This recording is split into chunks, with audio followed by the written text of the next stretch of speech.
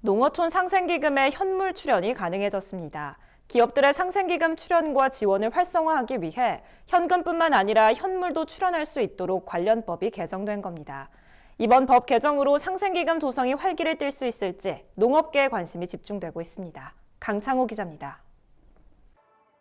기업이 농어촌 상생협력기금에 현금뿐만 아니라 현물도 출연할 수 있게 됐습니다. 농림축산식품부는 이러한 내용이 포함된 자유무역협정 체결에 따른 농어업인 등의 지원에 관한 특별법 개정안이 28일부터 시행된다고 밝혔습니다. 농어촌 상생협력기금은 자유무역협정으로 수혜를 보는 기업들이 자발적으로 농업계의 피해를 보전한다는 취지에서 2017년 출범됐습니다.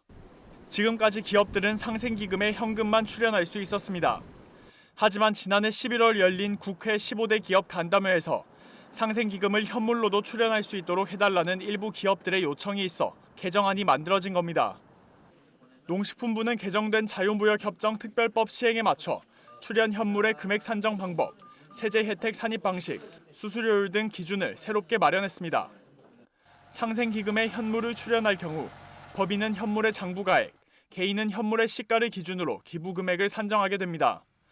해당 금액만큼 법인 세액 10% 공제 혜택 등 세제 혜택이 부여될 예정입니다. 또 현물로 출연할 경우 원칙적으로 수수료를 부과하지 않고 필요한 경우 재단과 기업 간 별도 협의를 거쳐 수수료를 부과하기로 했습니다. 현물 출연 기업들의 수수료 부담을 완화시킨 겁니다. 기업 또는 개인이 상생기금에 현금을 출연할 경우 출연 금액의 5%를 수수료로 부과하고 있었습니다. 수수료는 상생기금 운영본부 운영비로 활용되고 있습니다.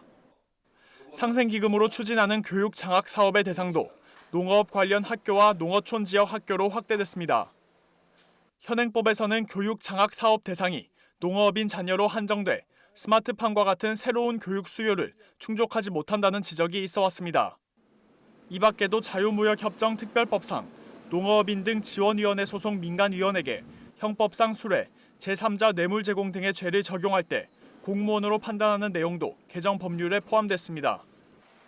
지원위원회는 농어업인의 경쟁력을 높이고 자유무역협정으로 입는 피해를 최소화하는 데 필요한 사항을 심의하기 위해 설치됐습니다. 현물 출연이 되면 이제 기업들이 현금보다 출연할 수 있는 방법이 더 확대되고 농촌에 집을 지어준다든지 아니면 이제 전자제품이라든지 여러 가지 농촌에 필요한 복지 시설 같은 것도 할 수 있게 되는 거지 않습니까? 기업이 더 지원해서 이제 더 상생 발전할 수 있는 여지가 더 많아질 수 있다고 생각합니다. 상생기금은 매년 1,000억 원씩 10년간 1조 원을 조성하기로 했지만 3년째를 맞은 올해 실적이 목표액의 18% 수준에 불과한 상황입니다. 이번 법 개정을 통해 기업들의 상생기금 출연이 활성화될 수 있을지 농업계의 관심이 집중되고 있습니다. MBS 뉴스 강창호입니다.